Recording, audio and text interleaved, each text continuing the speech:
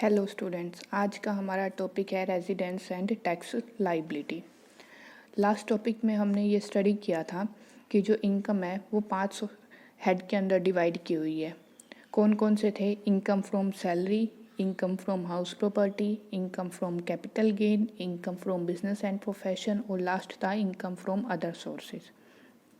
ये तो हो गया हमारे इनकम के 5 हेड कि इन में डिवाइड की हुई है।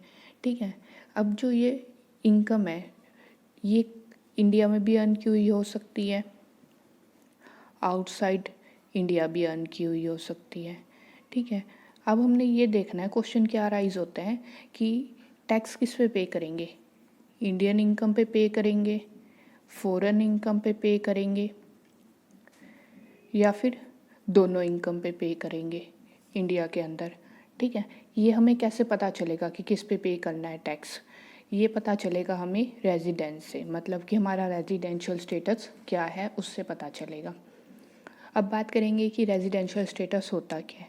रेजिडेंशियल स्टेटस का मतलब होता है वो स्टेटस जो किस पे डिपेंड करता है? पीरियड ऑफ स्टे पे। पीरियड ऑफ स्टे का मतलब है कि जो इंडिविजुअल है वो इंडिया में कितने टाइम तक रहा है, और साथ साथ ये देखते हैं कि उसका जो बिज़नेस है और उसका मैनेजमेंट और कंट्रोल वो कहाँ हो रहा है। कितनी इनकम के ऊपर टैक्स पे किया जाएगा ये डिपेंड करेगा रेजिडेंशियल स्टेटस पे, मतलब कि उसका रेजिडेंशियल स्टेटस प्रीवियस ईयर में क्या है। ठीक है, अब हम करेंगे कि जो इंडियन है वो ज़रूरी नहीं कि नॉन रेजिडेंट हो या नॉन रेजिडेंट। जो इंडियन है वो नॉन रेजिडेंट भी हो सकता है और जो फॉरेनर है वो रेजिडेंट भी हो सकता है, क्योंकि जो रेजिडेंट होना या ना होना सिर्फ किसके ऊपर डिपेंड करता है? पीरियड ऑफ स्टे पे। ये बात याद रखनी है कि रेजिडेंट और सिटीज़न ये दोनों अलग अलग बातें होती है। जो रेजिडेंट है वो हर साल चेंज हो सकता है, क्योंकि पीरियड ऑफ स्टे भी अलग हो सकता है कि हर साल कितने टाइम तक इंडिया में रहा है या नहीं रहा। लेकिन जो सिटीजनशिप होती है वो हमेशा क्या रहती है? सेम रहती है। ठीक है, रेजिडेंशियल स्टेटस अगर हम इंडिविजुअल का देखेंगे तब तो हमने क्या देखना है? पीरियड ऑफ स्टे कितना है। अगर हम कंपनी वगैरह का देखते हैं तब हम ये देखते हैं कि कंपनी का मैनेजमेंट और कंट्रोल कहाँ हो रहा है। ठीक है,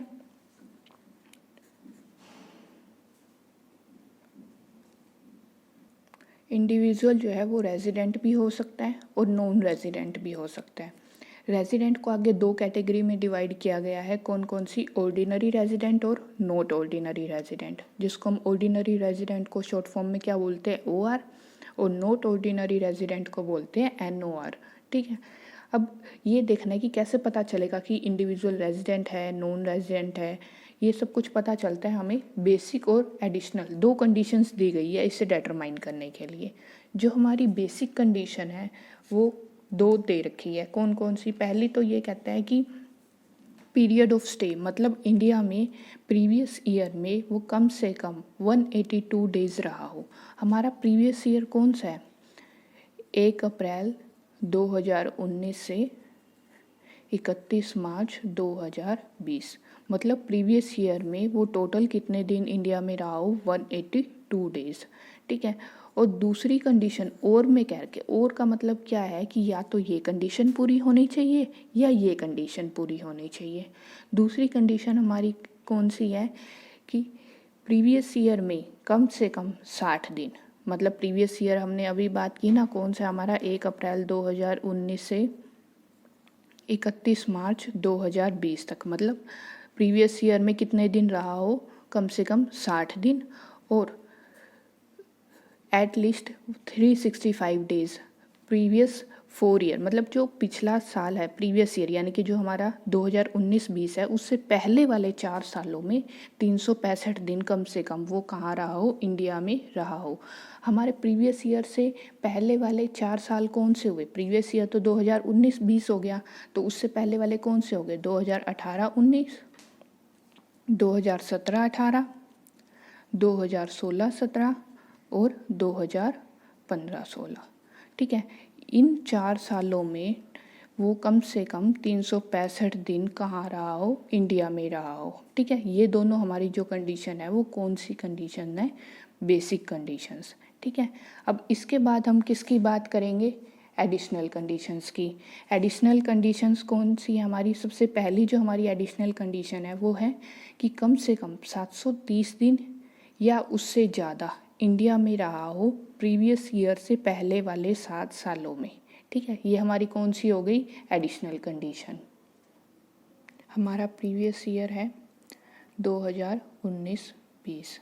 ठीक है, तो इससे पहले वाले 7 साल कौन से होंगे? 2018, 19, 17, 18, 16, 17। ठीक है, ये सारे जो हमारे हैं वो कौन से हो गए? इससे पहले वाले 7 साल। तो इसमें इन 7 सालों में कम से कम 730 दिन जो है वो इंडिया में रहा हो। ठीक है, ये हमारी कौन सी होगी? Additional condition. दूसरी जो हमारी एडिशनल कंडीशन है वो क्या है कि जो प्रीवियस ईयर से पहले वाले जो 10 साल है उनमें कम से कम 2 साल वो रेजिडेंट रहा हो इंडिया का। ठीक है, तो हम पहले देख लेंगे कि प्रीवियस ईयर से पहले वाले 10 साल कौन से हो गए। ठीक है, ये आगे हमारे कौन से? प्रीवियस ईयर से पहले वाले 10 साल। इनमें मान लो कि वो कुछ साल तो नॉन रेजिडेंट रहा है और कुछ साल क्या रहा है? वो रेजिडेंट रहा है।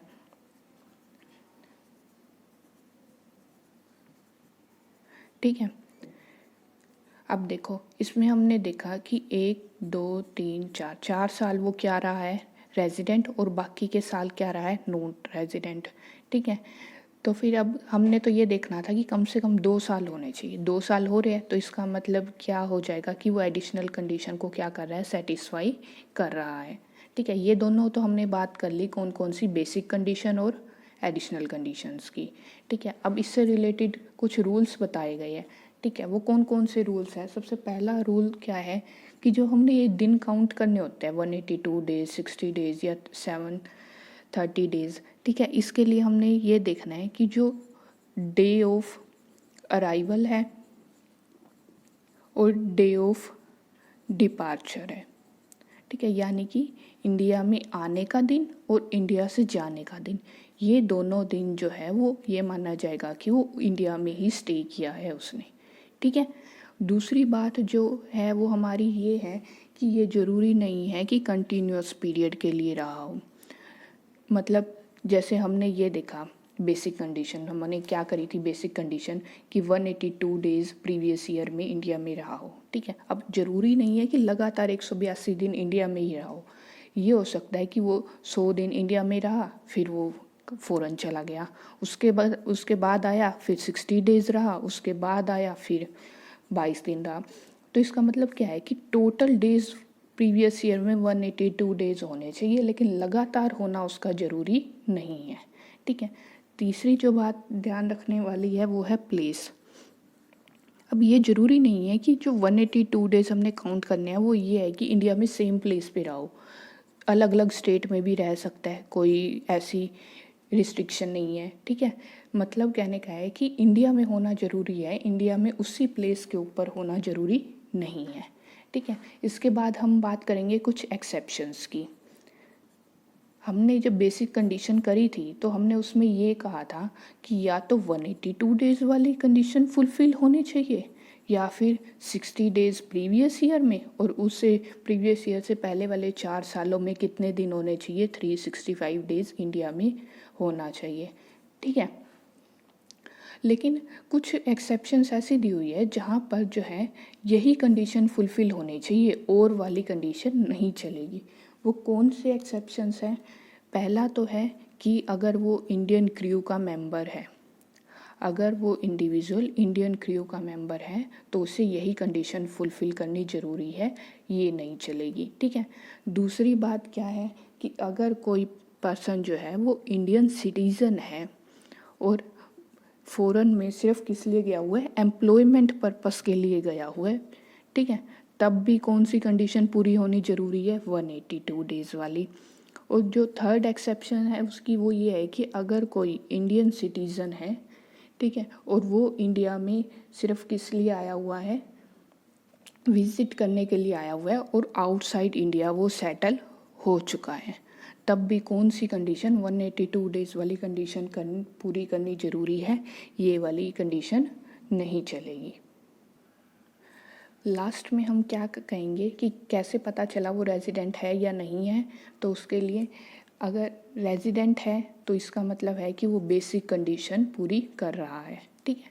अब रेजिडेंट के भी आगे हमने दो बातें करी थी, ऑर्डिनरी और नॉट ऑर्डिनरी। अगर वो इंडिविजुअल बेसिक भी पूरी कर रहा है कंडीशन प्लस एडिशनल भी पूरी कर रहा है, तब वो क्या माना जाएगा, ऑर्डिनरी रेजिडेंट, ठीक है। अगर वो क्या कर रहा है, बेसिक तो पूरी कर रहा है, एक कर रहा है या दोनों बेसिक पूरी कर रहा है, लेकिन एडिशनल पूरी नहीं कर रहा, तब वो होगा नॉट ऑर्डिनरी रेजिडेंट, ठीक है। आया समझ, बेसिक और एडिशनल दोनों हो रही है तब ऑर्डिनरी, अगर सिर्फ बेसिक हो रही है एडिशनल नहीं हो रही तब वो नॉट ऑर्डिनरी माना जाएगा। लेकिन अगर बेसिक ही फुलफिल नहीं हो रही ठीक है, बेसिक भी फुलफिल नहीं हो रही, तब वो माना जाएगा नॉट रेजिडेंट, NR माना जाएगा, ठीक है। आज के लेक्चर में हम करेंगे इतना ही।